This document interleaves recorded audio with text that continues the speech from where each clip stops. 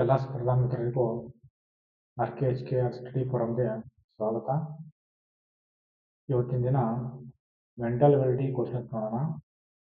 Questions ಯಾವ ಥರ ಅಂದ್ರೆ ಮಿಕ್ಸ್ಡ್ ಕ್ವಶನ್ಸ್ ಇರ್ತಾವ. ಆ ಥರ ಕ್ವಶನ್ಸ್ ಎಲ್ಲ ನೋಡೋಣ. ಅದಕ್ಕಿಂತ ಮುಂಚೆ ಇನ್ನೂ ಯಾರ್ಯಾರು ನಮ್ಮ ಯೂಟ್ಯೂಬ್ ಚಾನಲ್ಗೆ ಸಬ್ಸ್ಕ್ರೈಬ್ ಮಾಡ್ಕೊಂಡಿಲ್ಲ, ಸಬ್ಸ್ಕ್ರೈಬ್ ಮಾಡ್ಕೊಳ್ರಿ. ಇವತ್ತಿನ ದಿನ ಮೊದಲನೇ ಕ್ವಶನ್ ನೋಡೋಣ. ಮೊದಲನೇ ಕ್ವಶನ್ ಏನೈತಂದ್ರೆ ಎ ಯ 60%, ಬಿ ಯ 3/4 ಆಗಿದ್ದರೆ ಎ ಅನುಪಾತ ಬಿ ಏನಾಗುತ್ತೆ ಅಂತ ಕ್ವಶನ್ ಐತಿ. ಇದನ್ನ ಯಾವ ತರ ಬಿಡಿಸ್ಬೇಕಂತ ನೋಡೋಣ. ನೋಡ್ಕೊಡ್ರಿ.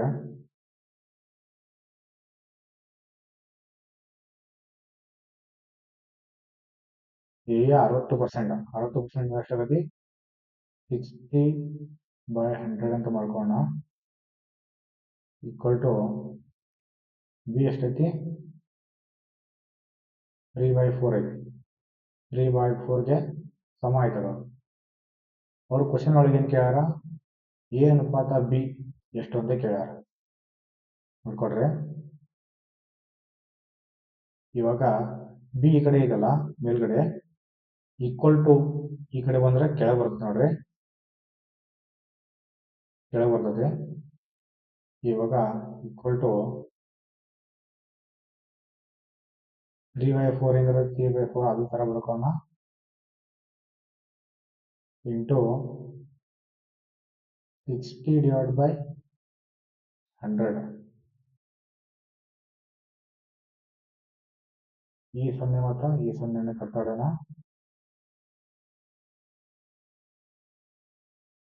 ಸರಿ ಮಿಸ್ಟೇಕ್ ಆಯ್ತು.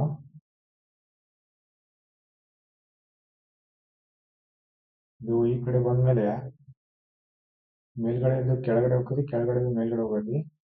100/60 ಆಗತ್ತೆ ನೋಡ್ರಿ. ಈ 0 ಮತ್ತು ಈ 0 ಕ್ಯಾನ್ಸಲ್ ಮಾಡ್ಕೊಂಡ. ಈಗ 3 1 3 2 ಹೋಗತಿ, 2 1 2 5 ಹೋಗತಿ. ಆನ್ಸರ್ ಏನಂತಂದ್ರ 5/4 ಅಂದ್ರ ಎ ಅನುಪಾತ ಬಿ ಈಕ್ವಲ್ ಟು 5/4 ಆಕೈತಿ ನೋಡ್ರಿ. ನೆಕ್ಸ್ಟ್ ಕ್ವಶನ್ ನೋಡೋಣ. ನೆಕ್ಸ್ಟ್ ಕ್ವಶನ್ ಏನಿದೆ, ಎ ಯ 75%, ಬಿ ಯ 2/5 ಆಗಿದ್ದಾರೆ. ಎ ಅನುಪಾತ ಬಿ ಏನಾಗಿರುತ್ತದೆ ಕೇಳ ನೋಡ್ರಿ. ಇದನ್ನ ಹೆಂಗ್ ಬಿಡಿಸ್ಬೇಕು ನೋಡೋಣ. ಲಾಸ್ಟ್ ಕ್ವಶನ್ ಇತ್ತಲ್ಲ ಅದೇ ಸರ same. A into 75/100 equal to B ಎಷ್ಟೈತಿ 2/5 ಐತಿ, 2/5 ಐತಿ. ಈಗ ಎ ಹೆಂಗಿರುತ್ತೆ ಹಂಗ ಬರ್ಕೋಣ. ಬಿ ಈ ಕಡೆ ಐತಲ್ಲ, ಈಕ್ವಲ್ ಟು ಈ ಕಡೆ ಬಂದ್ರೆ ಕೆಳಗೆ ಬರುತ್ತೆ, ಬಿ ಬರ್ಕೊಳ್ಳೋಣ. ಈಗ 2/5 ಏನೈತಲ್ಲ, 2/5 ಇದೇ ತರ ಬರ್ಕೊಳ್ಳೋಣ. ಇಂಟು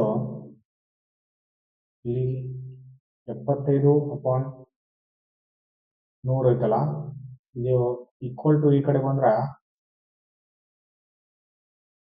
ಇದು ಬದಲಾಗೈತೆ ನೋಡ್ರಿ. 100/75 ಈಗ ನೋಡ್ರಿ 25 3 ಇದು 25 4 ಹೋಗತ್ ನೋಡ್ರಿ. ಯಾವ ತರ ಬರ್ತೈತೆ ಅಂದ್ರೆ ಈಗ 2/5 ಇಂಟು 4/3 ಹಾಕತಿ. ಇದನ್ನ 2 4 8 5 3 15. ಎ ಅನುಪಾತ ಬಿ ಈಕ್ವಲ್ ಟು 8/15 ನೋಡ್ರಿ. ನೆಕ್ಸ್ಟ್ ಕ್ವಶನ್ ನೋಡ್ಕೋಣ. ನೆಕ್ಸ್ಟ್ ಕ್ವಶನ್ ನೋಡ್ರಿ.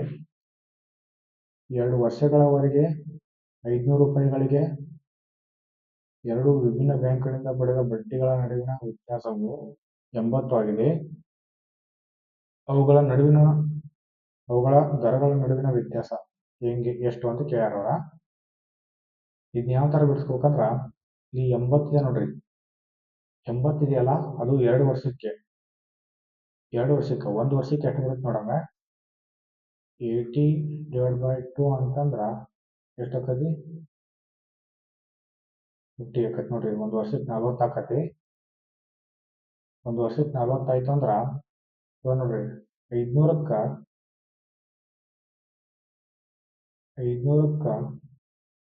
40 ಆಯ್ತು ಅಂತಂದ್ರ 100ಕ್ಕೆ ಎಷ್ಟು ಅಂತ ಇದೆ ನೋಡ್ರಿ. ಈಗ ಈ 0 ಈ 0 ಈ 0 ಈ 0 ಕ್ಯಾನ್ಸಲ್ ಮಾಡೋಣ. 5 ಎಷ್ಟಲೇ 40, 5 8ಲೇ 40, 1 8ಲೇ ಎಷ್ಟು 8 ಆಕೈತಿ ನೋಡ್ರಿ. 8%. ಆನ್ಸರ್ 8%. ಇದೇ ರೀತಿ ನೆಕ್ಸ್ಟ್ ಕ್ವಶನ್ ನೋಡ್ರಿ. 2 ವರ್ಷಗಳವರೆಗೆ 750 ರೂಪಾಯಿಗಳಿಗೆ 2 ವಿಭಿನ್ನ ಬ್ಯಾಂಕ್ಗಳಿಂದ ಪಡೆದ ಬಡ್ಡಿಗಳ ನಡುವಿನ ವ್ಯತ್ಯಾಸವು 180 ಆಗಿದೆ. ಅವುಗಳ ದರಗಳ ನಡುವಿನ ವ್ಯತ್ಯಾಸ ಕೇಳೋಣ. ಇದನ್ನ ಯಾವ ತರ ಬಿಡಿಸ್ಕೋಬೇಕಂತಂದ್ರ ನೋಡ್ಕೊಡ್ರಿ. ಇವಾಗ 180 ಇದೆ. ಇದು 2 ವರ್ಷಕ್ಕ, 1 ವರ್ಷಕ್ಕೆ ಎಷ್ಟಾಗತಿ, 180/2 ಮಾಡಿದ್ರ 90 ಬರುತ್ತೆ ನೋಡ್ರಿ. ಈ 90 ಏನೈತಲ್ಲ 750ಕ್ಕೆ 90 ಆಯ್ತು ಅಂದ್ರ 100ಕ್ಕೆ ಎಷ್ಟು ಅಂತ ನೋಡ್ಕೋಬೇಕಾಗತ್ತೆ ನೋಡ್ರಿ. ಈ 0 ಈ 0 ಕ್ಯಾನ್ಸಲ್ ಮಾಡೋಣ. ಎಷ್ಟದು 25 3ಲೇ ಹೋಗತಿ, 25 4ಲೇ ಹೋಗತಿ. 3 ಅಷ್ಟಲೇ 9, 3 3ಲೇ 9, 4 3ಲೇ ಎಷ್ಟು 12. ಆನ್ಸರ್ ಏನು ಅಂತಂದ್ರ 12% ಆಕೈತಿ ನೋಡ್ರಿ. ನೋಡ್ಕೊಡ್ರಿ. ಯಾರ್ಯಾರಿಗ ಏನೇನು ಡೌಟ್ಸ್ ಇದೆಯಲ್ಲ ಕಮೆಂಟ್ ಬಾಕ್ಸ್ ಒಳಗ ಮೆನ್ಷನ್ ಮಾಡ್ರಿ, ರಿಪ್ಲೈ ಮಾಡ್ತೀವಿ. ನೆಕ್ಸ್ಟ್ ಕ್ವಶನ್ ನೋಡ್ರಿ. ಕ್ವಶನ್ ಏನೈತಂದ್ರ 5 ವರ್ಷಗಳವರೆಗೆ 1,000 ಮೇಲಿನ ಸರಳ ಬಡ್ಡಿ ಮತ್ತು 3 ವರ್ಷಗಳವರೆಗೆ 1,000 ಮೇಲಿನ ಸರಳ ಬಡ್ಡಿಯು ಒಟ್ಟಾಗಿ 800ಕ್ಕೆ ಬಡ್ಡಿಯ ದರವು ಎಷ್ಟಿರುತ್ತೆ ಅಂತ ಕೇಳೋರ. ಕ್ವಶನ್ ಅರ್ಥ ಮಾಡ್ಕೊಡ್ರಿ. 5 ವರ್ಷಗಳವರೆಗೆ 1,000 ಮೇಲಿನ ಸರಳ ಬಡ್ಡಿ ಮತ್ತು 3 ವರ್ಷಗಳವರೆಗೆ 1,000 ಮೇಲಿನ ಸರಳ ಬಡ್ಡಿಯು ಒಟ್ಟಾಗಿ 800ಕ್ಕೆ ಸಮವಾಗುತ್ತೆ. ಇದರ ಬಡ್ಡಿ ದರವು ಎಷ್ಟಾಗುತ್ತೆ ಅಂತ ಕೇಳ್ಯಾರ. ಇದನ್ನ ಯಾವ ತರ ಸಾಲ್ವ್ ಮಾಡ್ಕೋಬೇಕಂತಂದ್ರ ನೋಡ್ಕೊಡ್ರಿ. 5 ವರ್ಷ ಪ್ಲಸ್ 3 ವರ್ಷ, 5 ವರ್ಷ 3 ವರ್ಷ ಟೋಟಲ್ ಎಷ್ಟಾಗತಿ 8 ವರ್ಷ. 8 ವರ್ಷ ಆಕತಿಲ್ಲ, 8 ವರ್ಷ ಆಕತಿ ಅಂದ್ರ 8 ವರ್ಷಕ್ಕೆ 800 ಆಯ್ತು ಅಂದ್ರ 1 ವರ್ಷಕ್ಕೆ ಎಷ್ಟಾಕತಿ 100 ಆಕತಿ, 100 ಆಕತಿ. ಅದೇ ರೀತಿ ಈಗ ಕ್ವಶನ್ ಒಳಗೈತಿ 1,000 ಮೇಲಿನ ಸರಳ ಬಡ್ಡಿ. 1,000ಕ್ಕ 100 ಆಯ್ತು ಅಂದ್ರ ಈಗ 100ಕ್ಕ ಎಷ್ಟು ಬರುತ್ತೆ ನೋಡ್ರಿ. ಇವೆರಡು ಸಣ್ಣಿದ್ದೇವ್ರಿ, ಇವೆರಡು ಸಣ್ಣಿದ್ದೇವ್ರಿ. 10 100, 10 100, 1 10 10. ಆನ್ಸರ್ ಏನು ಅಂತಂದ್ರ 10% ಆಕೈತಿ ನೋಡ್ರಿ. ನೋಡ್ಕೊಡ್ರಿ. ನೆಕ್ಸ್ಟ್ ಕ್ವಶನ್ ನೋಡ್ರಿ. ನೆಕ್ಸ್ಟ್ ಕ್ವಶನ್ ಏನೈತೆ ಅಂದ್ರ 3 ಪುರುಷರು ಒಂದೇ ಸ್ಥಳದಿಂದ ಒಟ್ಟಿಗೆ ಹೆಜ್ಜೆ ಹಾಕುತ್ತಾರೆ. ಅವರ ಹೆಜ್ಜೆಗಳು ಕ್ರಮವಾಗಿ 20 ಸೆಂಟಿಮೀಟರ್, 25 ಸೆಂಟಿಮೀಟರ್ ಮತ್ತು 40 ಸೆಂಟಿಮೀಟರ್ ಐತಿ. ಪ್ರತಿಯೊಬ್ಬರು ಸಂಪೂರ್ಣ ಹೆಜ್ಜೆಗಳಲ್ಲಿ ದೂರವನ್ನು ಕ್ರಮಿಸಬಹುದಾದ ಕನಿಷ್ಠ ಅಂತರವು ಎಷ್ಟು ಅಂತ ಐತಿ. ಇದಕ್ಕೆ ಈಗ ಏನ್ ಮಾಡ್ತಂದ್ರ ಒಬ್ಬೊಬ್ಬರು ಎಷ್ಟು ಹೋಗಾರ, ಒಬ್ಬ 20 ಹೋಗಾನ, ಒಬ್ಬ 25 ಹೋಗಾನ, ಒಬ್ಬ 40 ಹೋಗಾನ. 40 ಸೆಂಟಿಮೀಟರ್ ಮುಂದೆ ಇಟ್ಟ ಹೋಗ್ತಾರ. ನೀವು ಸೆಕೆಂಡ್ ಎಷ್ಟು ಹೋಗಾನ, ಮತ್ ನೆಕ್ಸ್ಟ್ 40, ನೀವು 50 ಹೋಗಾನ, ನೀವು 80 ಹೋಗಾನ, ಇವನ ನೀವು 60 ಹೋಗಾನ, ಇವನ 75 ಹೋಗಾನ, ಇವ್ 120 ಹೋಗಾನ. ಇದೇ ತರ ಇದು ಕಂಟಿನ್ಯೂ ಆಕತ್ ಹೋಗತಿ. ಅವ ಇವ್ರ ಎಲ್ಲಿಗೆ 3 ಜನ ಸೇಮ್ ಇರ್ತಾರ ಅಂತ ಕೇಳ್ಯಾರ.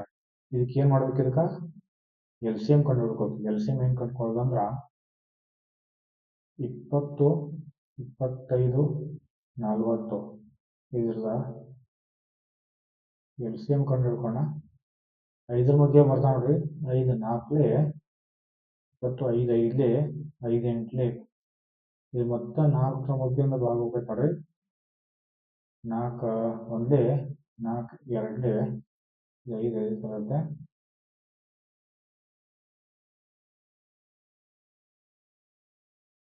5 1 2 ಹಂಗೆ ಇರ್ತೈತಿ. ಇನ್ನು 2 ನೋಡ್ರಿ. 2 1 2. ಈಗೇನ್ ಮಾಡ್ಬೇಕು ಅಂತಂದ್ರ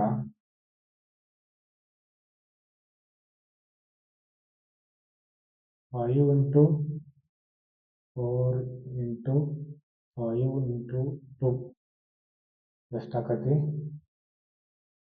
5 4 20, 25 100, 100 200.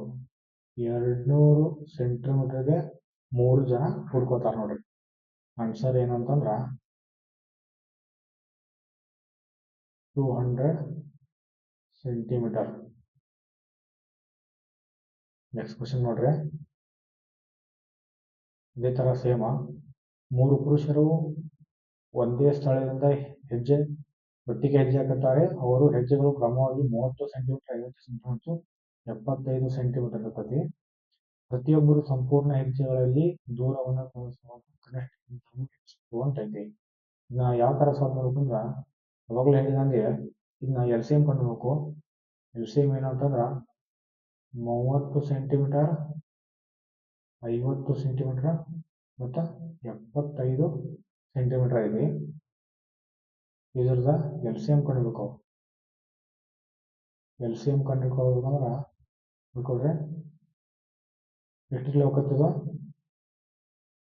5 ನೋಡೋಣ. 5 6 30, 5 10 5 15 ಆಯ್ತಾ. ಮತ್ತೆ 5 ಮಧ್ಯದಿಂದ ಹೋಗತ್ತೆ ನೋಡ್ರಿ. ಇದು 6 ಅದೇ ತರ ಇರ್ತೈತಿ. 5 2 5 3 ಮತ್ತು 3 ಮಧ್ಯೆ ಹೋಗತ್ತೆ ನೋಡ್ರಿ. 3 2 3 1 2 ಅದೇ ತರ ಇರ್ತೈತಿ. ಇವಾಗ ನೆಕ್ಸ್ಟ್ 2ರಿಂದ ಹೋಗತ್ತೆ ನೋಡ್ರಿ. 2 1 2 1. ಈಗ ಏನ್ ಆಕೈತಿ ಅಂತಾರ 5 into 5 into 3 into 2 ಎಷ್ಟಾಗತ್ತಿದ ಆನ್ಸರ್? 5 5 25, 25 3 75, 75 2 150 ಸೆಂಟಿಮೀಟರ್. ಆನ್ಸರ್ ಏನಂತಂದ್ರ 150 ಸೆಂಟಿಮೀಟರ್ಗೆ ಅವ್ರು 3 ಜನ ಒಟ್ಟಿಗೆ ಬರ್ತಾರ. ನೋಡ್ಕೊಡ್ರಿ. ನೆಕ್ಸ್ಟ್ ಕ್ವಶನ್ ನೋಡೋಣ. ಕ್ವಶನ್ ಏನೈತಂದ್ರ ಅನಿಲ್ ಶುಕ್ರವಾರ ಒಂದು ಸ್ಥಳಕ್ಕೆ ತಲುಪ್ತಾರ. ಒಂದು ಸ್ಥಳ ಐತಿ, ಅದಕ್ಕೆ ಹೋಗಿ ರೀಚ್ ಆಕ್ಕಾರ. ಅವರು ನಿಗದಿತ ದಿನಕ್ಕಿಂತ 3 ದಿನಗಳ ಮುಂಚಿತವಾಗಿ ಬಂದಿದ್ದಾರೆ. ಅದರ 3 ದಿನ ಮೊದಲು ಹೋಗಿಬಿಟ್ಟಾರೆ ಇವರು. ಅವರು ಮುಂಬರುವ ಭಾನುವಾರ ಅಲ್ಲಿಗೆ ತಲುಪಿದ್ದರೆ ಎಷ್ಟು ದಿನ ತಡವಾಗಿ ಅಥವಾ ಮುಂಚೆ ಬರುತ್ತಿದ್ದರು ಅಂತ ಐತಿ. ಅವ್ರು ಯಾವಾಗ ಹೋಗ್ಯಾರ? ಶುಕ್ರವಾರ ಹೋಗ್ಯಾರ. ಶುಕ್ರವಾರ ಹೋಗಿದಾರ. ಅದರಿಂದ 3 ದಿನ ಮೊದಲಿಗ್ಯಾರ. ಅಂದ್ರೆ 3 ದಿನ ನಂತರ ಹೋಗ್ಬೇಕಿತ್ತು, 3 ದಿನ ಮೊದಲಿಗ್ಯಾರ. ಅಂದ್ರೆ ಏನಿದು 1, 2, 3 ಶುಕ್ರವಾರ ಅಂದ್ರೆ ಶನಿವಾರ, ರವಿವಾರ, ಸೋಮವಾರ ಹೋಗ್ಬೇಕಿತ್ತವ್ರ. ಸೋಮವಾರ ಹೋಗ್ಬೇಕಿತ್ತು, ಆದ್ರೆ ಏನಂದ್ರೆ ಶುಕ್ರವಾರ ಹೋಗ್ಯಾರ. ಇಲ್ಲಿ ಕ್ವಶನ್ ಒಳಗೆ ಏನೈತೆ ಅಂದ್ರ ಅವರು ಮುಂಬರುವ ಭಾನುವಾರ ಅಲ್ಲಿಗೆ ತಲುಪಿದ್ದಾರೆ. ಭಾನುವಾರ ಅಂದ್ರ ರವಿವಾರ. ಎರಡು ಒಂದು ನೋಡ್ರಿ, ರವಿವಾರ ಮತ್ತು ಭಾನುವಾರ ಎರಡು ಒಂದ. ಅಲ್ಲಿಗೆ ತಲುಪಿದ್ದಾರೆ ಎಷ್ಟು ದಿನ ತಡವಾಗಿ ಅಥವಾ ಮುಂಚೆ ಬರುತ್ತಿದ್ದರು. ಅಂದ್ರೆ ಏನಾಗೈತಿ, ಸೋಮವಾರ ಹೋಗ್ಯಾರಲ್ಲ, ಭಾನುವಾರ ಬಂದಿದಾರಂದ್ರೆ ಎಷ್ಟಾಗತಿ, ಒಂದು ದಿನ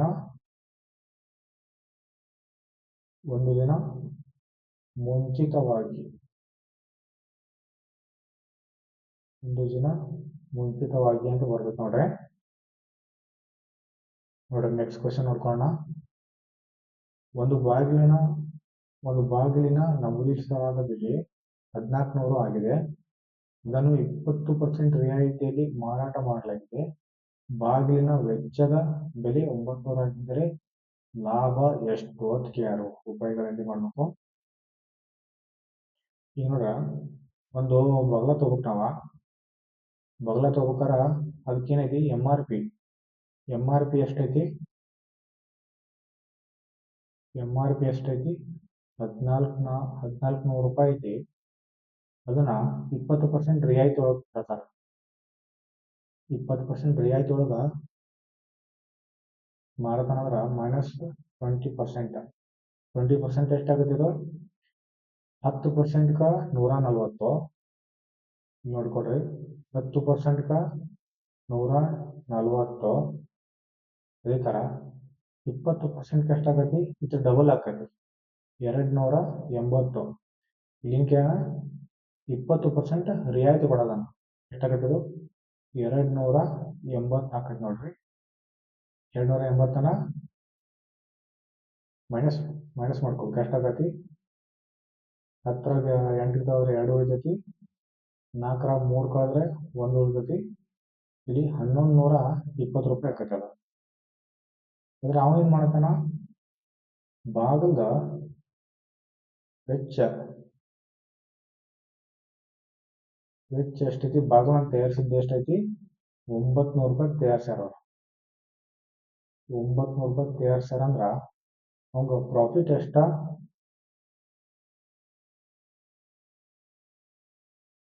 ಎಷ್ಟು ಪ್ರಾಫಿಟ್ ಆಕತ್ತ ಅವಂಗ?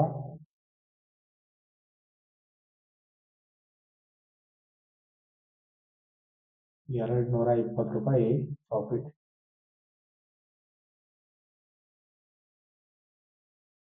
ಪ್ರಾಫಿಟ್ ಎಷ್ಟು ಅಂತಂದ್ರ 220 ರೂಪಾಯಿ. ನೆಕ್ಸ್ಟ್ ಕ್ವಶನ್ ನೋಡ್ರಿ, ಅದೇ ತರ ಕ್ವಶನ್ ಇದೆ.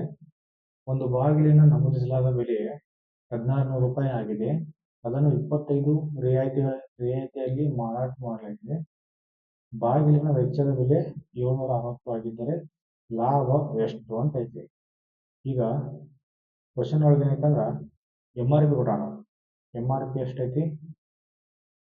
MRP ಎಷ್ಟು ಅಂತಂದ್ರ 1600 ರೂಪಾಯಿ MRP ಐತಿ. ಈಗ ಅದೇನ್ ಮಾಡ್ತಾರ, 25% ಇಲ್ಲಿ ಐತಿ ನೋಡ್ರಿ, 25% ರಿಯಾಯಿತಿ ಡಿಸ್ಕೌಂಟ್ ಕೊಡ್ತಾನ.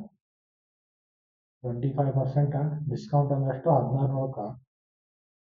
1600ಕ್ಕ 20%, 25% ಅಂತಂದ್ರ ಎಷ್ಟಾಗತ್ತೆ ನೋಡ್ರಿ, 10% 160 ಆಯ್ತಾ. 20% 320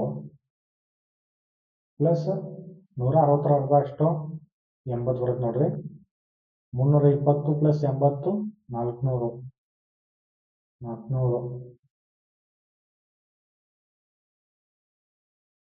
400 ಮೈನಸ್ ಮಾಡ್ಬೇಕು. ಎಷ್ಟಾಗ್ತದೆ ಇದು? 1200 ಆಕೈತಿ ನೋಡ್ರಿ. 1200 ರೂಪಾಯಿ ಆಕತಿ. 1200 ರೂಪಾಯಿ ಮಾರಾಟ ಮಾಡ್ತಾನವ. ಆದ್ರೆ ಅದಕ್ಕೆ ಬಾಗಲನ್ನ ತಯಾರಿಸಿದ ಎಷ್ಟು ವೆಚ್ಚ ಎಷ್ಟಾಗೈತದ? ತಯಾರಿಸಿದ ವೆಚ್ಚ ಎಷ್ಟು? 760 ರೂಪಾಯಿ. ಅದ್ರಾಗ 6 ತೆಗೆದ್ರೆ 4 ಉಳಿತೈತಿ. 12ರಾಗ 8 ತೆಗೆದ್ರ 4 ಉಳಿತೈತಿ. ಅವಾಗ ಲಾಭ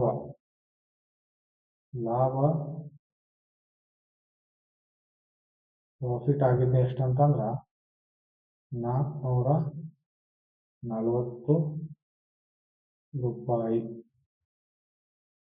440 ರೂಪಾಯಿ ಲಾಭ ಆಗಿತ್ತು ನೋಡ್ರಿ. ನೆಕ್ಸ್ಟ್ ಕ್ವಶನ್ ನೋಡ್ಕೊಳ್ರಿ. ನೆಕ್ಸ್ಟ್ ಕ್ವಶನ್ ಏನೈತೆ ಅಂದ್ರ, ಒಂದು ಲೇಖನವನ್ನು 20% ರಿಯಾಯಿತಿಯಲ್ಲಿ 2240 ರೂಪಾಯಿಗಳಿಗೆ ಮಾರಾಟ ಮಾಡಲಾಗಿದೆ. ಲೇಖನವನ್ನು 20% ರಿಯಾಯಿತಿ ಬದಲು 350 ರೂಪಾಯಿಯ ರಿಯಾಯಿತಿಯಲ್ಲಿ ಮಾರಾಟ ಮಾಡಿದರೆ ಮಾರಾಟ ಬೆಲೆಯನ್ನು ಕಂಡುಕೊಳ್ಳಿ ಅಂತ. ಈಗ 20% ರಿಯಾಯಿತಿಯಲ್ಲಿ ಅಂತಂದ್ರ 2240 ರೂಪಾಯಿ. ರಿಯಾಯಿತಿ 20% ಕೊಡೋದಂದ್ರ ಅಂದ್ರೆ 80%. 80% ಏನೈತಲ್ಲ ಅದೇ 2240. 100% ಎಷ್ಟು ಅಂತ ಐತಿ ಇಲ್ಲಿ. ಈಗ ನೋಡ್ರಿ, ಈ 0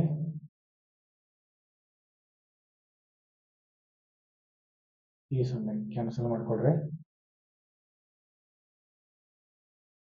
4 2 4 ತಗೊಳ್ರಿ. 2 4 2 ಆಯ್ತಾ. ಈಗ 4 5 20, 2 ಹೋಯ್ತು 24 ಆಯ್ತು. 4 6 24 0. ಅದೇ ತರ 8 560 ಮಾಡ್ಕೋಬೇಕು. 5 0 0, 5 6 30, 5 6 30, 5 5 25, 23 28 ಆಕೈತೆ ನೋಡ್ರಿ. 100% ಏನೈತಲ್ಲ ಅದೇ 2800. 100% 2800 ಆಯ್ತಂದ್ರ ಈಗ ಅವನೇನ್ ಮಾಡ್ತಾನ, 20% ರಿಯಾಯಿತಿ ಇದೆಯಲ್ಲ, ರಿಯಾಯಿತಿ ಕ್ಯಾನ್ಸಲ್ ಮಾಡಿ ಇದ್ರಾಗ ಮೈನಸ್ 350 ರೂಪಾಯಿನ ಬಿಡತಾನ. ಡೈರೆಕ್ಟ್ 350 ರೂಪಾಯಿ ಬಿಡತಾನ. ಇವಾಗ ಎಷ್ಟಕ್ಕೆ ಮಾಡ್ತಾನ ಅಂದ್ರ ಅವ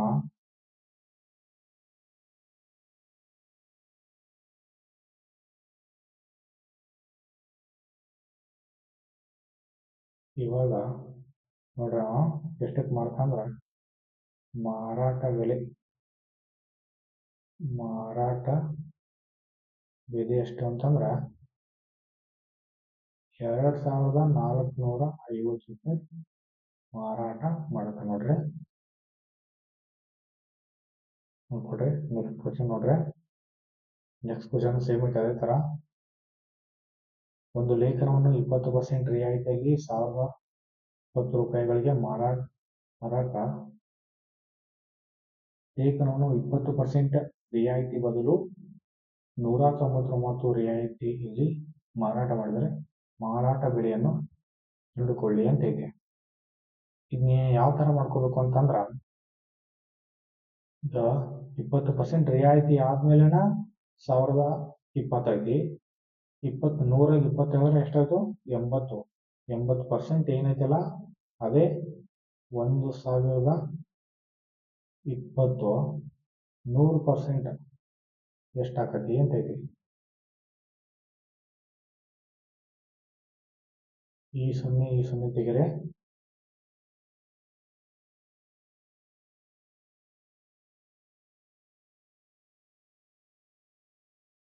4 2 4 2 5 ಆಯ್ತಾ. 4 ಎಷ್ಟಲೇ 4 2 8 2 22 ಆಯಿತು. 4 5 20 ಮತ್ತು 2 4 5 20. ಅದೇ ರೀತಿ ಇಂಟು 255 5 5 25 5 5 25 27 ಪ್ಲಸ್ 2 27 ಆಯಿತು. 5 2 10 10 ಪ್ಲಸ್ 2 12. 100% ಏನಂತಂದ್ರೆ 100% 1275 ಬರ್ತೈತಿ. ಇವಾಗ ಏನು ಮಾಡ್ತಾನವ 20% ರಿಯಾಯಿತಿ ಕೊಡೋದು ಬದಲು 199 ರೂಪಾಯಿನ ರಿಯಾಯಿತಿ ಕೊಟ್ಬಿಡ್ತಾನೆ. ರಿಯಾಯಿತಿ ಡಿಸ್ಕೌಂಟ್ ಎಷ್ಟಾಗತಿ 199 ರೂಪಾಯಿನ ಡಿಸ್ಕೌಂಟ್ ಕೊಡ್ತಾನವ. ಡಿಸ್ಕೌಂಟ್ ಎಷ್ಟಾಗತ್ತೆ ಅಂದ್ರೆ ನೋಡ್ಕೊಡ್ರಿ, 15ರಾಗ 9 ಕಳೆದ್ರೆ ಎಷ್ಟಾಗತಿ 6 ಉಳಿತೈತಿ. 17ರಾಗ 10 ತೆಗೆದ್ರೆ 7 ಉಳಿತೈತಿ. 2 2 ಕಳೆದ್ರೆ 0 1. ಈಗ ಎಷ್ಟಾಯ್ತು ಅಂದ್ರೆ ಮಾರಾಟ ಬೆಲೆ ಸೆಲ್ಲಿಂಗ್ ಪ್ರೈಸ್ ಎಷ್ಟು 1076 ಕತೆ ನೋಡ್ಕೊಡ್ರಿ. ನೆಕ್ಸ್ಟ್ ಕ್ವಶನ್ ನೋಡ್ರಿ, ಎ ಬಿ ಮತ್ತು ಸಿ ವ್ಯವಹಾರವನ್ನು ಪ್ರಾರಂಭಿಸ್ತಾರ ಮತ್ತು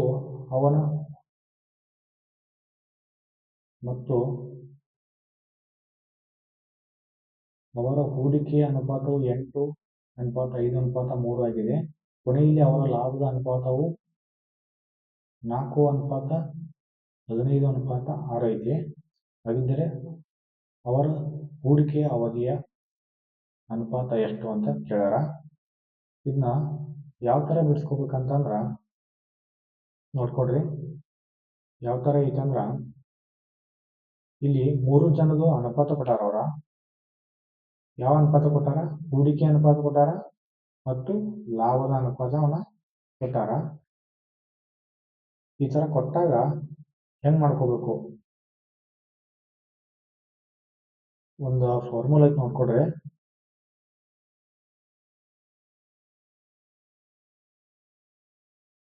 ಹೂಡಿಕೆ ಈಕ್ವಲ್ ಟು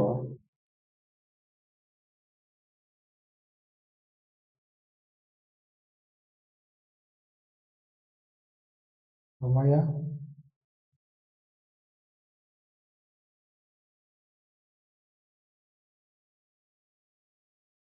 ಡಿವೈಡ್ ಬೈ ಲಾಭ ಮಾಡ್ಕೋಬೇಕು. ಅದೇ ರೀತಿ ಇಲ್ಲಿ ಕ್ವಶನ್ ಒಳಗೆ ಏನು ಕೇಳ್ಯಾರಂದ್ರೆ ಹೂಡಿಕೆ ಅವಧಿ ಕೇಳ್ಯಾರ. ಅವಧಿ ಅಂದ್ರೆ ಸಮಯವನ್ನು ಕೇಳ್ಯಾರ. ಸಮಯವನ್ನ ಕೇಳಿದಾಗ ಯಾವ ಥರ ಮಾಡ್ಕೋಬೇಕಂದ್ರೆ ಲಾಭ ಡಿವೈಡ್ ಬೈ ಹೂಡಿಕೆಯ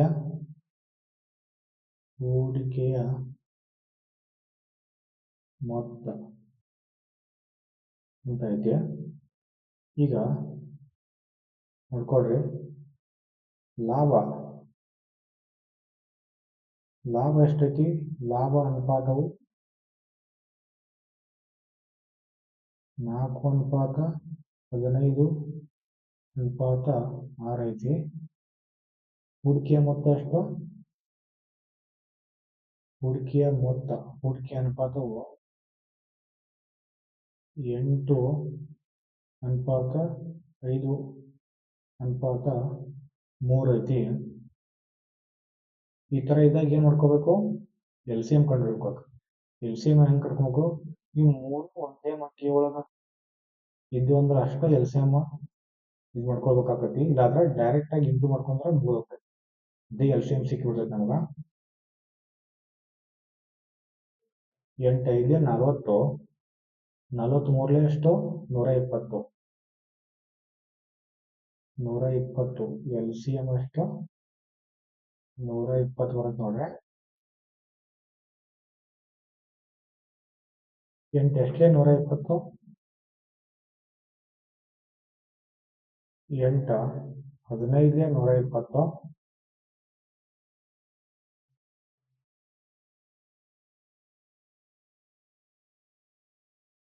5 ಎಷ್ಟೇ 120, 5 24 120, 6 ಎಷ್ಟೇ 3 ಎಷ್ಟೇ 120, 3 40 120 ಆಕತಿ. ಅದೇ ರೀತಿ ನೋಡ್ಕೊಡ್ರಿ. ಈಗ 15 4 60, 20, 15 24 ಎಷ್ಟಾಕತಿ 360, 20, 6 4 24, 240 ಡಿವೈಡ್ ಬೈ 120 ಐತಿ. ಅನುಪಾತ 120 ಇಟ್ಕೊಳ್ಳೋಣ. ಇದನ್ನೀಗ ಕಡ್ತಾ ಹೊಡಿಬೇಕಾಗತಿ. 6 ಮುಗಿಯಿಂದ ಕಡ್ತಾ ಹೊಡಿ. ನಾವು ಇಲ್ಲಿ ಬರ್ಕೊಡ್ರಿ. 60 ಅನುಪಾತ 360 ಅನುಪಾತ 240 ಐತಿ. ಇದನ್ನ 60 ಒಂದ್ಲೆ 60 ಆರ್ಲೆ 60 4 6 4 24 ಬರುತ್ತೆ. ಆನ್ಸರ್ ಏನು ಅಂತಂದ್ರೆ ಎಷ್ಟು ಬರುತ್ತೆ ಅಂತ ಅನುಪಾತ 1 ಅನುಪಾತ 6 ಅನುಪಾತ 4 ಬರುತ್ತೆ ನೋಡ್ರಿ.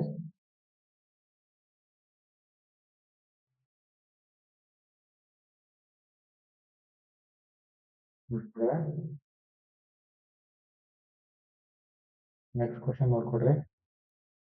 ನೆಕ್ಸ್ಟ್ ಕ್ವಶನ್ ಏನೈತೆ ಅಂದ್ರೆ ಇದೇ ತರ ಸೇಮ್ ಕ್ವಶನ್. ಎ ಬಿ ಮತ್ತು ಸಿ ವ್ಯವಹಾರವನ್ನು ಪ್ರಾರಂಭಿಸುತ್ತಾರೆ ಮತ್ತು ಅವರ ಹೂಡಿಕೆ ಅನುಪಾತವು 12 ಅನುಪಾತ 4 ಅನುಪಾತ 3 ಆಗಿದೆ. ಕೊನೆಯಲ್ಲಿ ಅವರ ಲಾಭದ ಅನುಪಾತವು 4 ಅನುಪಾತ 8 ಅನುಪಾತ 9 ಆಗಿದ್ದರೆ ಅವರ ಹೂಡಿಕೆಯ ಅವಧಿಯ ಅನುಪಾತ ಎಷ್ಟು? ಇವಾಗ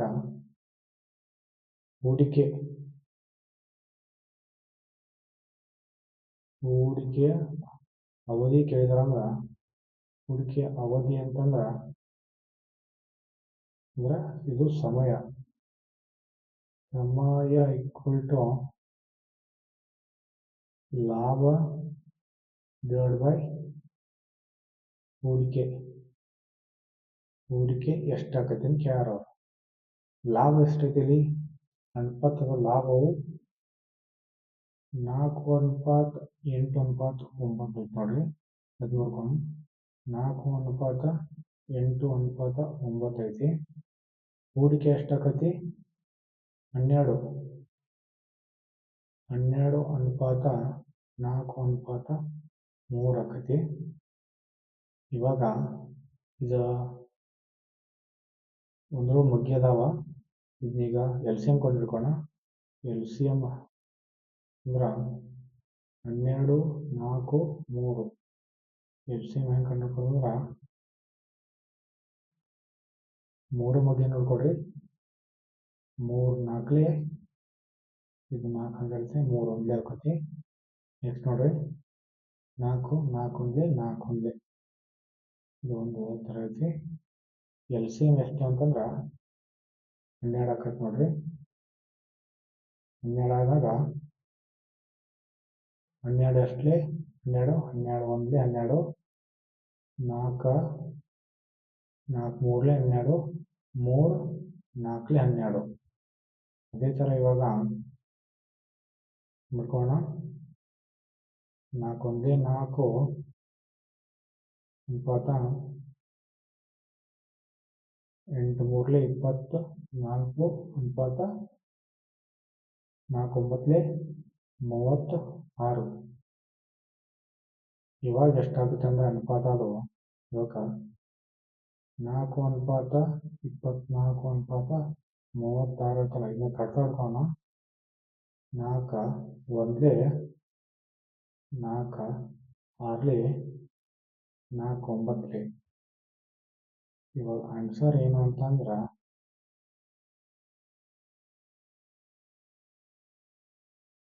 1:6:9 ಕಟ್ ನೋಡ್ರಿ.